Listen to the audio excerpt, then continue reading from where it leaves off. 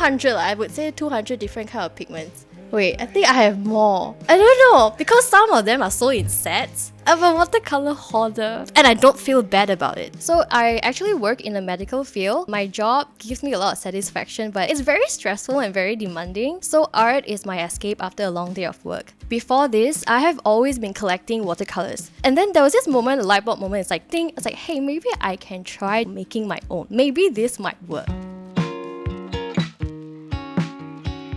Tiny Jar Pigments is actually a small home business, and it's also a one-woman show where I create handcrafted artisanal watercolors for artists and art lovers. So Tiny Jar Pigments is about sustainability, watercolors that are one of a kind, very unique, with very high pigment load and also with amazing granulation. So basically watercolors, you have non-granulating and granulating paints. So for granulating paints, they are essentially made of denser pigments. The pigments will deposit on paper groove. Instead of a flat texture, it will have like a textury surface.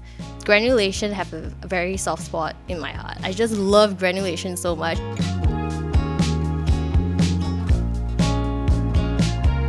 So basically pigments are for watercolors specifically, you have to air dry them. So there was once I tried to speed up the process by putting all the pans into my oven and everything melted. So what I do is I air dry them in air-conditioned room.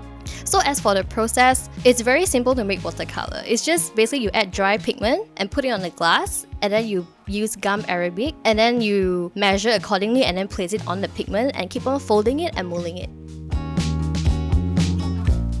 On my free days, I will try to make as many paints and as many colors as I can, and then I'll try to fit them into a collection. And making the paints is the easiest part. Coming up with the name is always a challenge, right? I'm sure a lot of paint makers can relate to that. So most of the time I have to crack my head to come up with those names, but when my creative juice is dry, I seek help from my friends. The first time I tried to make my own handmade watercolor, I used a pigment called Prussian blue. So I spent 6 hours making my first color without any luck. I tried making batches and batches of it, and I threw away a lot of them, but the color just didn't turn out well. So I gave up, I jumped on the internet and I looked for forums, and I realized that color is one of the hardest colors to make. It's one of the trickiest colors because it's an organic pigment. So it's basically lab make. Lab make colors are generally harder to make. So I guess some colors just needs a little more extra care and grooming. Soon after, I received a ton of messages asking for half pans. So half pans is what most of the artists they prefer to keep their paints in because they have these standard watercolor palettes, right? So I designed my 3D printed biodegradable half pans. It comes with a sliding lid also.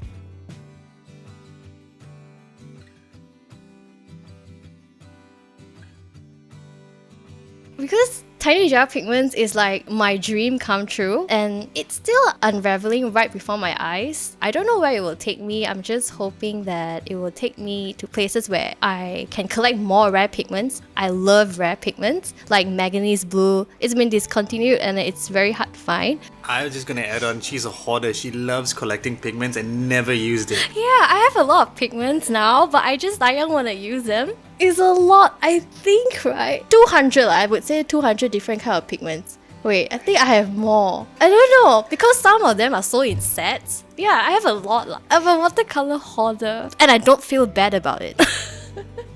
So Malaysian customers can find my product on Shopee. I will try to set up a website for myself in the future. But as for international customers, you can just drop me a DM. I'm Van behind the scene of Tiny Jar Pigments, and my business is Pandemic Born.